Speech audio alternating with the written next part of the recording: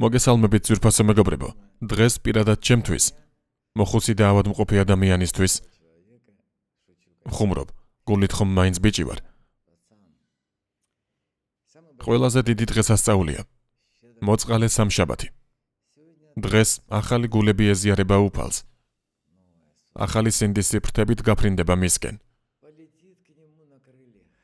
ბევრ ადგილას გაიმართება აუქციონები. და რა თქმა უნდა ისინი ჩატარდება უამრავი საქველმოქმედო ფონდის ბაზაზე. ძალიან მაგარია. მაგრამ იცით რას გეტყვით დღეს? პირველ რიგში გილოცავთ ამ დღესასწაულს.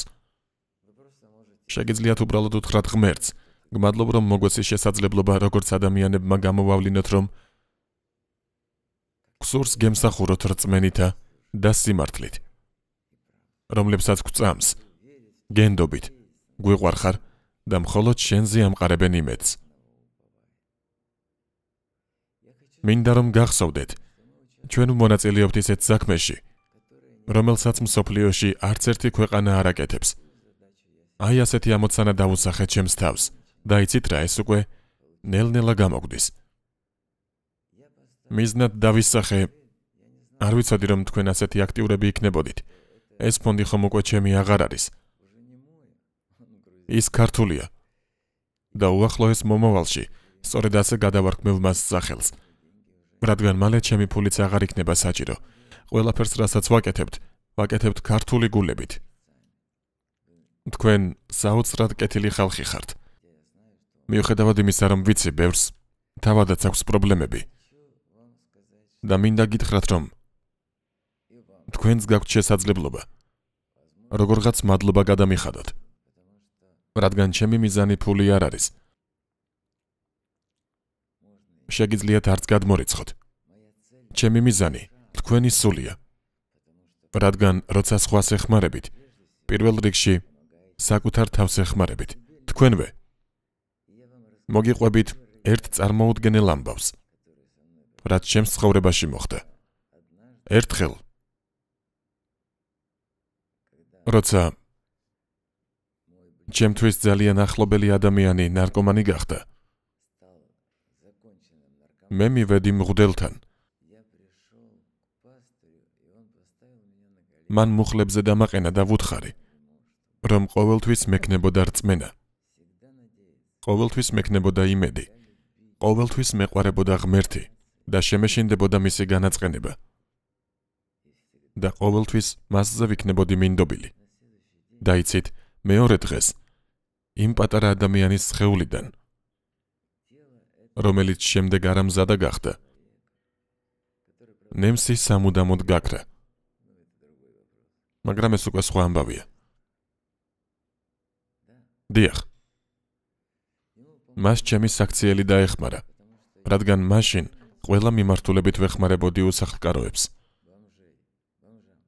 შევკრიბე ისინი უზარმაზარი კიევის სხვადასხვა კუთხიდან. ის კი მთელ საქართველოზე დიდია. მიუხედავად თანამდებობისა და იმისა, რომ ჩემი ცნობადობა მეორე იყო უпростоრად თანაბარი პრეზიდენტის ცნობადობასთან, კი პრემიერ-მინისტრი 20%-ით ნაკლებად ცნობილი იყო ჩემთან შედარებით. დიახ, მიწყენია სხვისთვის. მაშინ სხვებზე არ ვფიქრობდი. მაშინ ასეთი მიზანი არ მქონდა. მე საკუთარი თავის დახსნა მინდოდა, რადგან მივხვდი რამდენად ცოდვილი ვიყავი. მაშინ უკვე 50 წლის ვიყავი და ჩემს უკან ბევრი მრავალი მილიონი დოლარი იყო. აი ასეთი ამბავია. მინდა რომ იცოდეთ, არც ერთი კეთილის საქმე, რასაც აკეთებთ, თუნდაც უბრალოდ ილოცოთ ვინმესთვის, თუ მის პრობლემას გულში მიიღებთ. თქვენ უკვე ადამიანი ხართ. ასეთ ადამიანს ქმნიდა ღმერთი, სიბრძნითა და თანაგრძნობით ახსავს ეს. მე ცოტა ბავშვი მახსოვს, ბძულ და საბავშვო ბაღი, მან ვამტვრევდი შუშებს და ვაიძულე და გამოვეყვანა იქიდან. მაგრამ არასოდეს დავივიწყებ ერთ გოგონას. ხშირად გიყვებით მის შესახებ, სისხლის დაავადება ჰქონდა და მაშინ ვერავინ მკურნალობდა მას. მე კი ყოველდღე ვხედავდი მას. მაშინ რძისთვის ზედმეტი 20 კაპიკიც არ მქონდა. მაგრამ არ ვიცოდი რა უნდა მეკეთებინა. არადა ძალიან მინდოდა. დავხმარებოდი ამ გოგონას. და ამისთვის ღმერთმა მრავალი საჩუქრით დამაჯილდობა. გისურვებთ კარგ დღეს. ნუ დაგავიწყდებათ, რომ სოფლიოში, განსაკუთრებით საქართველოში, უფალო დაეხმარე მმართველებს. რათა უფალი შევიდეს მათ სულებში.